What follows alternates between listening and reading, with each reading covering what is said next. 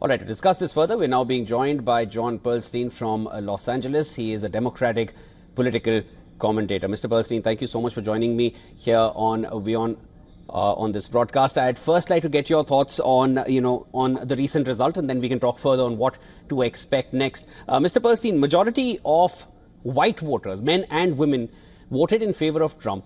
Do you feel America is just not ready for a woman president of mixed race yet? Or do you feel it would have been a different outcome had Biden stepped aside a year ago, giving enough time for Harris for a full campaign? What are your thoughts on the recent results?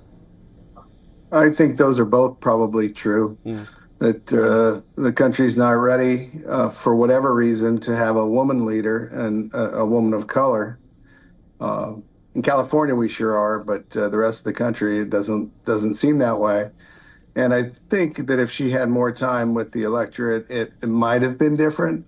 But I don't think that is probably the case. I just think there's some deep-seated issues in the country where this went on because she seemed like the better candidate.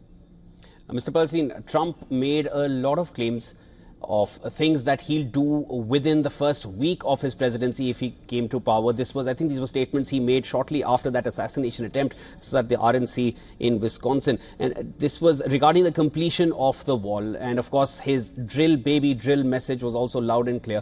Do you see that was a plan for Trump, or was it mere rhetoric? Because the next few days will give us a fair idea of what is in store. Oh, I think it's rhetoric. I don't think he has a plan.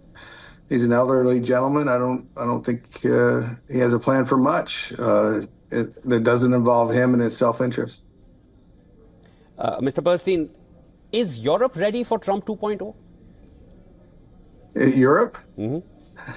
No, I don't think they are. I don't think our country's ever seen in modern time somebody with this much power, apparently. Now that the Senate's in control, he's got the Supreme Court behind him, giving him some immunity. He can pretty much do what he wants, and we've never had that in modern time.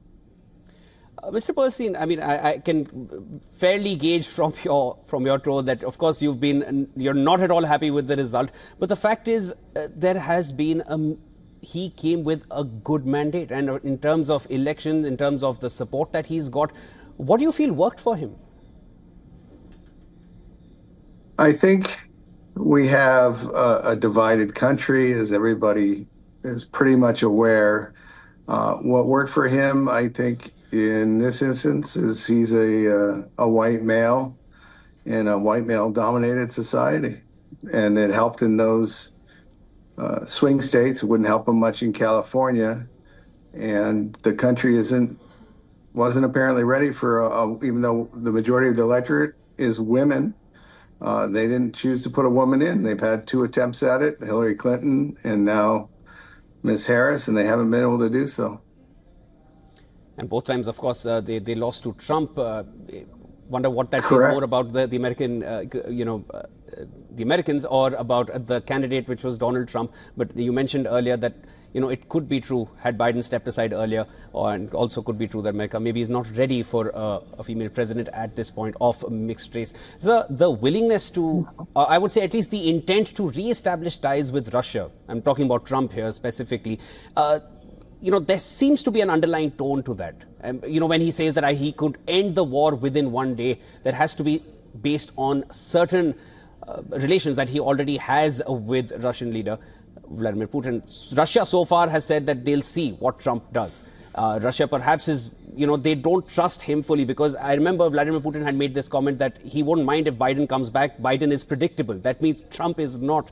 How do you feel Russia and US ties are going to be going forward? Growing up here, they were our enemy, and he's quite friendly with them.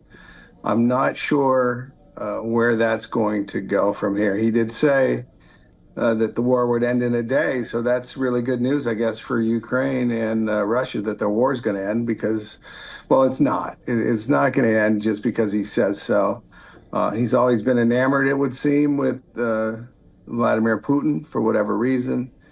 And that's unfortunate since Ukraine is our ally and our friend, and Russia is not.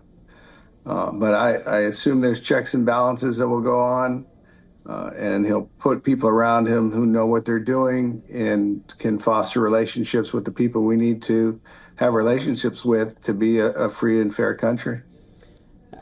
Finally, Mr. Pearlstein, I want to, get your assessment on this. You mentioned Ukraine. How concerned do you feel Ukraine will be at this point? Zelensky said he had an excellent call with Trump, but we all remember that Zelensky was extremely nerved by, his what Trump's presidency will look like. He said, I don't understand Donald Trump. These were statements that he had made earlier, especially even in his visit to the US recently.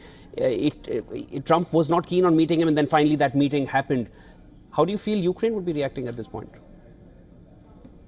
Nervous. I would say nervous. They rely on us quite a bit for weaponry in their war. I tend to believe in the good nature of the human race, and that Donald Trump will move to the center, away from some of the rhetoric, and hopefully use whatever influence he does have for better in that area, for better with Russia and the Ukraine, that maybe he can help and end that war. I don't see it, but it's possible, I guess. Mr. Pearlstein, thank you so much for joining me. Of course, there is a lot of conjecture around what Trump 2.0 will look like. A lot of people consider Trump to be unpredictable. And then there's also Elon Musk, who seems to be having some role in this administration going forward, who's also known to be taking decisions one cannot foresee. So there are a lot of variables at play at this point. And of course, geopolitics is going to shift drastically if Trump really acts on the claims that he had made in the initial statements that he made during his campaign. Thank you so much for joining me. That was John Pearlstein joining me from Los Angeles.